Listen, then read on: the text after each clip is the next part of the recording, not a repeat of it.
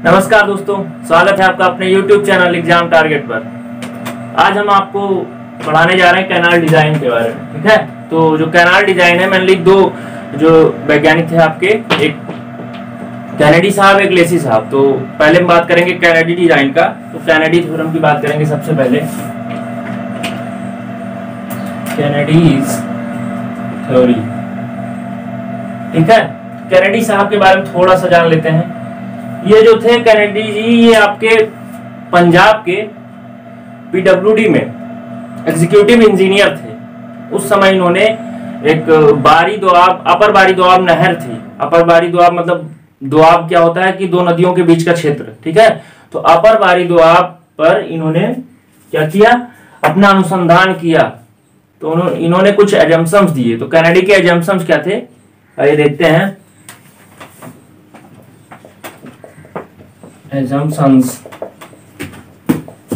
पहला इनका एजम्पशन था कैनेडी साहब का कि जो कैनाल होती हैं आपकी, कैनाल में जब पानी फ्लो करता है, कैनाल में जब पानी फ्लो करता है तो क्या होता है कि वो तली से और साइड से, मतलब उसके बेटेड पैरामीटर से जो है क्या करता है, टकराता है। तो पानी और उस कैनाल के सरफेस के बीच में फ्रिक्शन उत्पन्न होता है। ठीक है, जब पानी आपका टकराता है तो वहां पे क्या होता है, फ्रिक्शन जनरेट होगा। फ्रिक्शन जनरेट होने के कारण भंवरें जनरेट होती हैं। ठीक है, ये उनका पहला सिद्धांत था कि मतलब अगर पानी कैनाल से फ्लो हो रहा है तो उसके बेटेड पैरामीटर जो भी है उससे टकराएगा तो क्या होगा, कण जो कैनाल के सॉइल है उसके कण और वाटर के बीच में फ्रिक्शन जनरेट होगा। फ्रिक्शन के कारण जो है क्या होगा, भंवरें जनरेट होंगी। ठीक है, दूसरा क्या उन्होंने कहा कि जो भंवरें तली से जनरेट होती हैं, तली से वो जनरेट होती हैं तो फ्री सरफेस तक जाती हैं। फ्री सरफेस तक जाती हैं तो क्या होता है, जो कैनाल में आ रही हैं सिल्ट आपकी है सस्पेंडेड अवस्था में रखती हैं तली वाली भंवरें। अब उन्होंने कहा कि जो साइड की भंवरें होती हैं उनका वो क्षैतिज होने के कारण जो आपकी सिल्ट होती है उसको सेडिमेंट अवस्था में रखने के लिए, सस्पेंडेड अवस्था में रखने के लिए जो जिम्मेदार नहीं होती हैं। केवल आपकी तली से जो भंवरें उत्पन्न होती हैं वही केवल आपको सस्पेंडेड अवस्था में रखती हैं सिल्ट की। ठीक है, ये इनका सिद्धांत था। एक और थ्योरी थी कि एक और उन्होंने कहा कि अगर पानी की वेलोसिटी जितना ज्यादा तेज होगी, भंवरें उतना ज्यादा उत्पन्न होंगी और उससे आपका सिल्ट उतना ही ज्यादा सस्पेंडेड अवस्था में रहेगा। लेकिन जो वेलोसिटी है वो क्रिटिकल वेलोसिटी से ज्यादा नहीं होना चाहिए। ठीक, तो इन्होंने जो है क्रिटिकल वेलोसिटी का फार्मूला दिया। क्रिटिकल वेलोसिटी याद करने का फार्मूला दिया क्या, 0.55 m d की पावर 0.64। ठीक है, m क्या है आपका, क्रिटिकल वेलोसिटी रेशियो है आपका, और d क्या है आपका, depth of water flow in canal. ठीक है, तो इन्होंने जो क्या किया कि क्रिटिकल वेलोसिटी का फॉर्मूला दिया। इसी फॉर्मूले से आप क्रिटिकल वेलोसिटी याद कर लेंगे। ठीक, अब आगे बात करते हैं कि कैनाल के डिजाइन को तो सिद्धांत जो है आ गए कैनेडी साहब के द्वारा। अब इन्होंने इनके अनुसार कैसे आप कैनाल को डिजाइन करेंगे, तो डिजाइन प्रोसीजर को पढ़ते हैं। Design procedure of canal by Kennedy theorem. Kennedy theorem के द्वारा कैनाल को डिजाइन करने का प्रोसीजर क्या है। ठीक है, एम की जो आपके क्रिटिकल वेलोसिटी रेशियो है उसके लिए कुछ टेबल आपको शो होंगी स्क्रीन पर, उनको देखिएगा। और वैसे क्वेश्चन में आपको दिया रहता है ये चीज। ठीक, अब बात करते हैं डिजाइन प्रोसीजर क्या है। डिजाइन प्रोसीजर कैनेडी साहब के अनुसार, तो पहला स्टेप आपका होगा, स्टेप फर्स्ट, assuming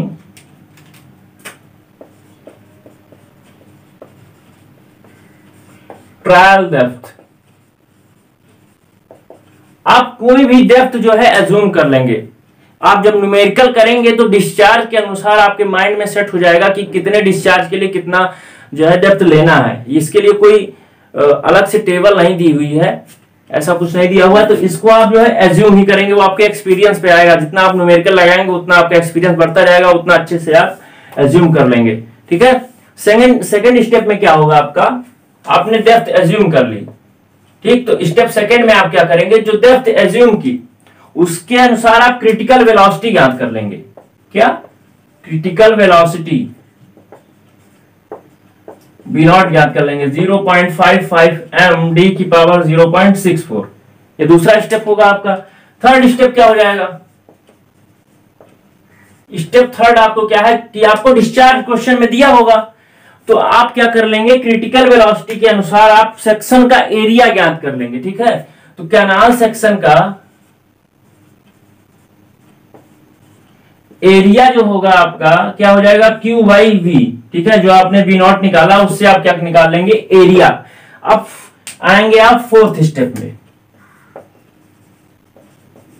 अब आपको सेक्शन चूज करना है, इतने एरिया का कोई सा सेक्शन आप रेक्टेंगुलर चूज करिए, ट्रेपीजॉइडल, लेकिन आप ट्रेपीजॉइडल ही चूज करेंगे। अगर उसमें स्पेसिफाइड नहीं किया क्वेश्चन में तो आप ट्रेपीजॉइडल सेक्शन चूज करेंगे, और उसका जो अगर साइड स्लोप नहीं दिया है तो आप चूज करेंगे, चूज ट्रेपीजॉइडल सेक्शन। ट्रेपीजॉइडल सेक्शन आप चूज करिए, और जो साइड स्लोप है आपका, साइड स्लोप क्या लेंगे आप, हाफ h1 वर्टिकल। ठीक है, ये ले लेंगे आप। तो आपने ट्रेपीजॉइडल सेक्शन चूज किया है ना, ये आपका हो गया ट्रेपीजॉइडल सेक्शन। ठीक है, माना आपका जो है h NH है आपका, जो साइड स्लोप है NH इज टू 1V। ठीक है, तो क्या हो जाएगा, ये आपका B है, ये आपका डेप्थ है। ठीक, तो यहां पे ये दूरी क्या हो जाएगी, अगर ये side slope n is to 1 है तो ये हो जाएगा n इंटू डी, इतना भी दूरी n इंटू डी हो जाएगा। तो आपका टॉप विड्थ कितना आ जाएगा, टॉप विड्थ क्या हो जाएगा, b plus 2nd, b plus 2nd। ठीक है, तो एरिया आप देखिए, एरिया यहां से आप निकाल चुके हैं इस सेक्शन का, तो एरिया के बराबर आप क्या कर देंगे, इसका एरिया, ट्रेपीजॉइडल सेक्शन का एरिया क्या हो जाएगा, b plus 2nd plus b, a plus b by 2 into D.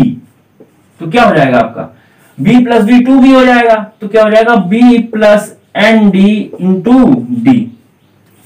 ठीक, इतना समझ में आया। आप यहां से एरिया जो है निकाल लिए। अब इस एरिया को इसके बराबर कर देंगे तो आपको एक रिलेशन ये मिल जाएगा। अगला स्टेप आपका क्या होगा, एरिया आपने निकाल लिया है,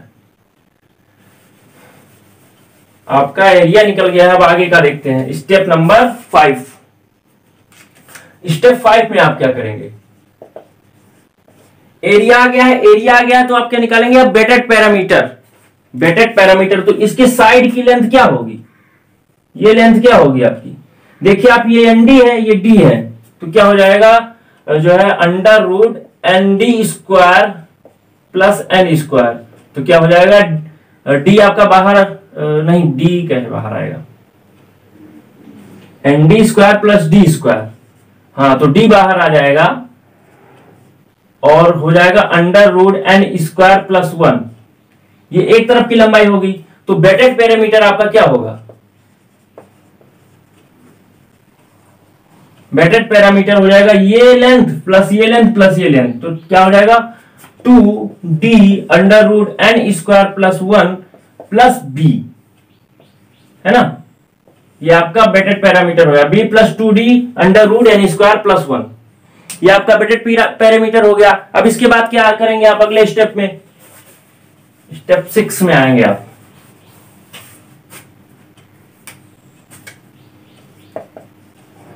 स्टेप 6 में आएंगे तो आप क्या करेंगे, बेटेड पैरामीटर आपका निकल गया, आप क्या करेंगे, हाइड्रोलिक मीन डेप्थ निकालेंगे आप, हाइड्रोलिक मीन डेप्थ,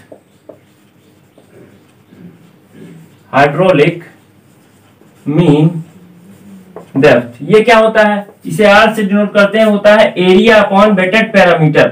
तो एरिया आपका निकल आया है B plus N D into D upon क्या हो जाएगा, B plus 2d root 1 plus N square. ठीक है, ये आपका क्या निकल आया, हाइड्रोलिक मीन डेप्थ।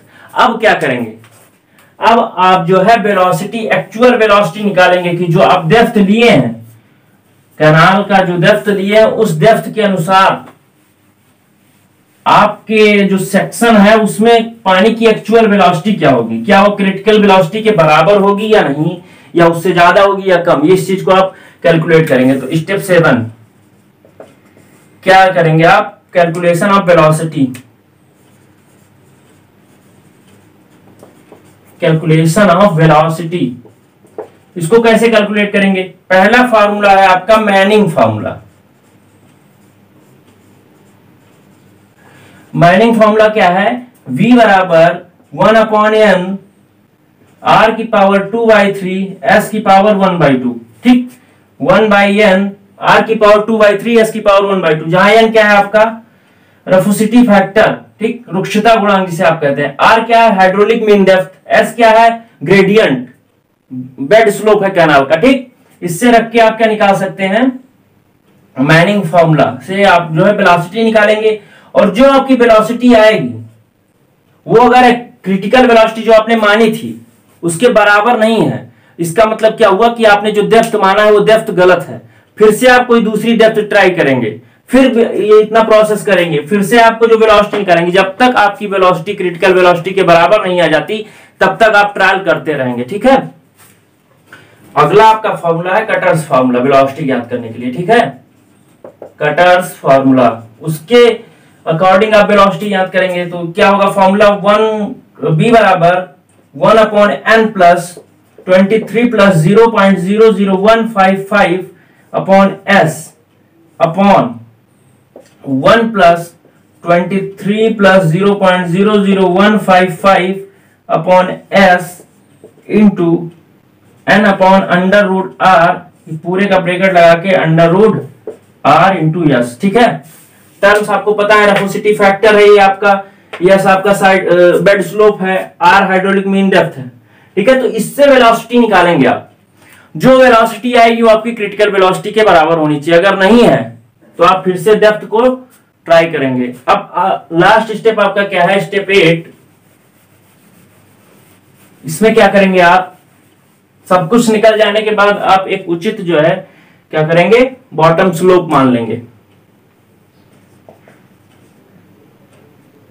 अगर नहीं दिया है क्वेश्चन में तो क्या मानेंगे आप स्लोप को, जो आपका ग्रेडियंट है उसको क्या मानेंगे आप, एस का मान आप 1/3500 से 1/5000 के बीच में ले लेंगे, ठीक। उसके बाद आप कैनाल सेक्शन बना देंगे, उसमें सारी जो है डायमेंशंस को शो कर देंगे, तो आपका डिजाइन कंप्लीट हो जाएगा। चलिए इससे रिलेटेड एक क्वेश्चन करते हैं।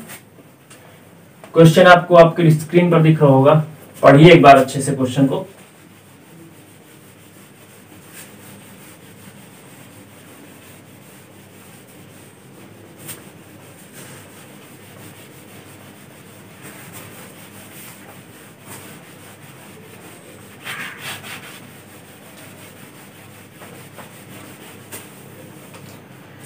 तो ये क्वेश्चन में क्या दिया हुआ है, क्वेश्चन में आपको डिस्चार्ज दिया हुआ है, ठीक है।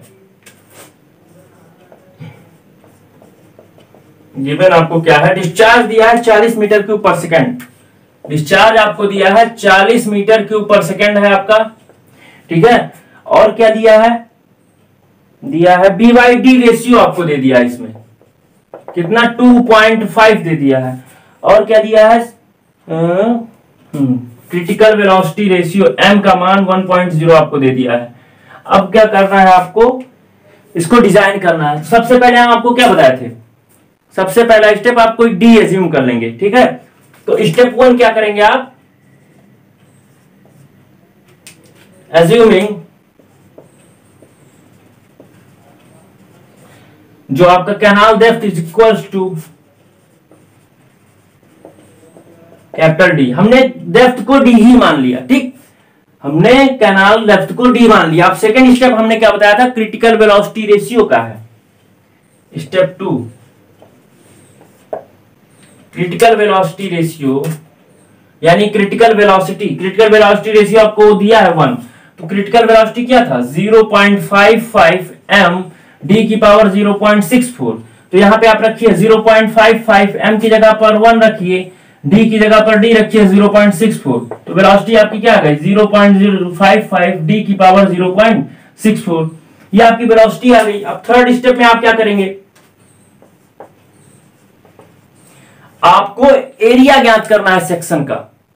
थर्ड स्टेप में क्या था, सेक्शन का एरिया। तो एरिया आप क्या करेंगे, क्यू बाई वी नॉट कर देंगे, ठीक है। तो क्यू बाई वी नॉट, आपका क्यू कितना है 40 मीटर क्यूब पर सेकेंड, 0.55 डी की पावर 0.64, ठीक है। ये आपका एरिया आ गया। आप क्या करेंगे, आप कोई स्टेप नंबर 4, कोई भी सेक्शन आप एज्यूम कर लेंगे। हमने जो है half horizontal is to 1 vertical side slope का हमने क्या माना, ट्रेपीजॉइडल सेक्शन। ट्रेपीजॉइडल सेक्शन हमने लिया। गर्मी बहुत है यार यहाँ पे।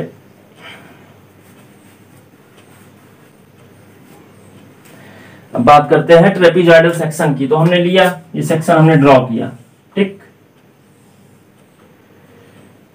वेज विड्थ हमने बी माना, डेप्थ हमने कैपिटल डी माना है, साइड स्लोप जो है n is equal to half होगा 1/2, तो ये क्या हो जाएगा एन डी यानी हाफ डी, ये भी आपका हाफ डी हो जाएगा।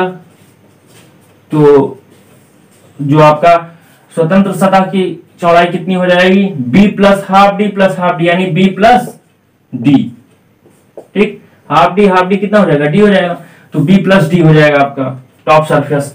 तो यहां से एरिया अगर आप निकालेंगे, यहां से निकालेंगे क्या होता है, b plus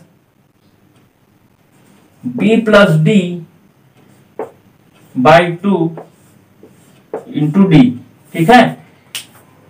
a plus B by 2 into, ये छोटा है फॉर्मूला आपका ट्रेपीजॉइडल सेक्शन का एरिया ज्ञात करने का। तो v plus B plus D, ठीक है, हाफ डी, तो क्या हो जाएगा b plus D by 2 into D हो जाएगा, ठीक है। तो यहां पे आप क्या करेंगे, b बाई डी आपको दिया है, कितना दिया है 2.5, तो यहां से आप d निकाल लीजिए, b निकाल लीजिए, b क्या हो जाएगा 2.5 डी। अब यहां क्या हो जाएगा एरिया आपका,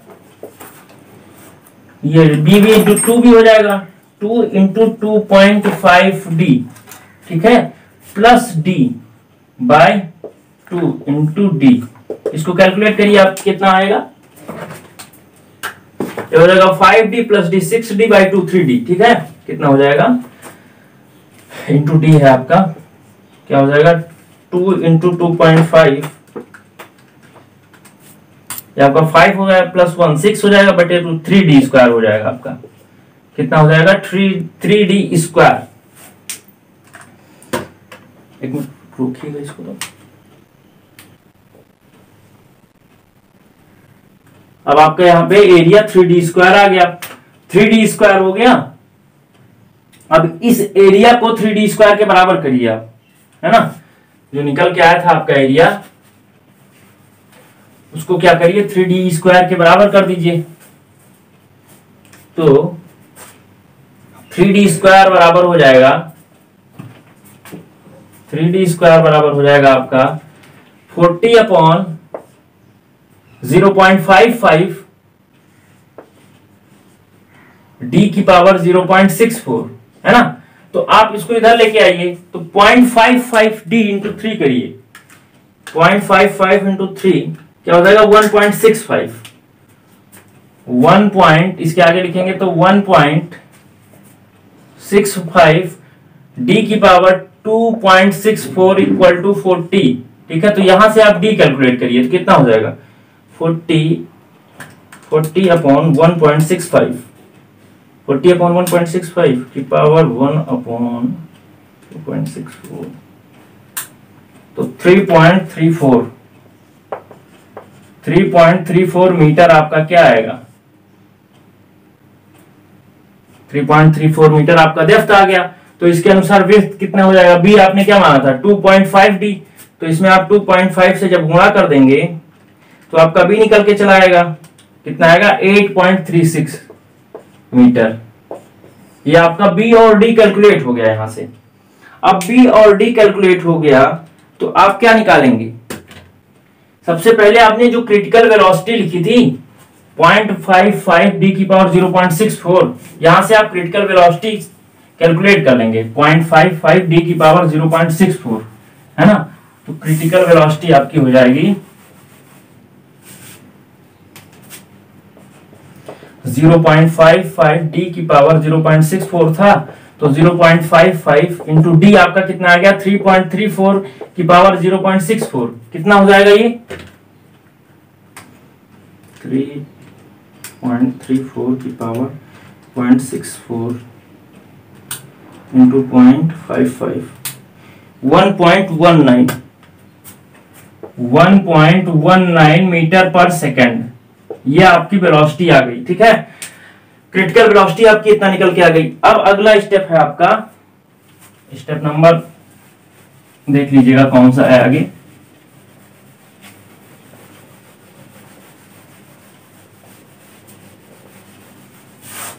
अगले स्टेप में आप क्या करेंगे, यहां पे आपका देखिए सेक्शन जो था आपका क्या था, ये था आपका सेक्शन, ये था d/2, ये आपका d था, ये भी आपका था d/2, ये आपका था b, और ये क्या था b प्लस d, है ना। इतना आपका हो गया। अब देखिए वेटेड पैरामीटर की बात करें हम, वेटेड पेरीमीटर की बात करें तो क्या हो जाएगा, ये हो जाएगा। ठीक है, तो आपका देखिए ये लंबाई कितनी आएगी, d/2 का होल स्क्वायर प्लस d का स्क्वायर अंडर रूट, d/2 का मतलब d स्क्वायर, d आप कॉमन ले लीजिए, 1/4 प्लस 1 क्या हो जाएगा d इंटू 4 5/4 मतलब d√5/2 इज इक्वल्स टू कितना निकल के आएगा, √5/2 1.118d, 1.118d, ये आपका एक लेंथ हो गया। तो वेटेड पैरामीटर क्या हो जाएगा, ये लंबाई यानी 1.118d plus b plus 1.118d, ये आपका वेटेड पैरामीटर हो गया। इसमें आप b और d का मान रख दीजिए, 2 इंटू 1.118 इंटू d का मान कितना है 3.34 प्लस b का मान कितना आएगा 8.36, तो आपका वेटेड पैरामीटर कितना आ जाएगा, वेटेड पैरामीटर आपका आ जाएगा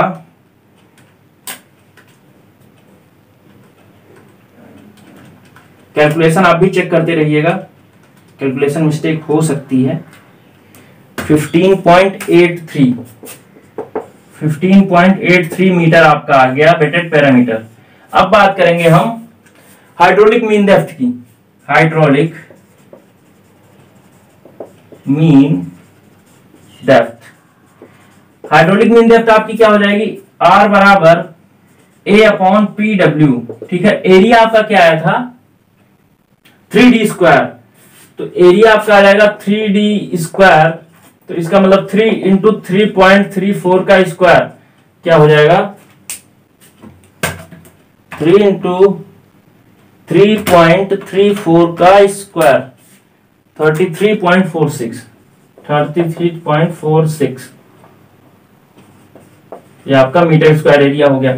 ठीक है, तो यहां पे लिखिए 33.46 अपॉन वेटेड पैरामीटर 15.83 कितना आ जाएगा हाइड्रोलिक मीन डेप्थ 2.114 मीटर।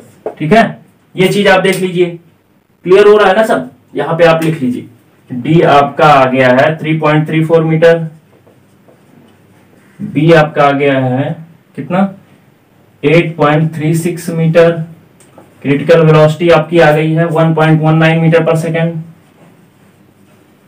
और क्या आ गया आपका वेटेड पैरामीटर आपका आ गया है 15.83 और हाइड्रोलिक मीन डेप्थ आपकी कितना है 2.114। ठीक है, एरिया आपका आ गया है 33.46 मीटर स्क्वायर। इतनी चीजें हम कैलकुलेट कर चुके हैं।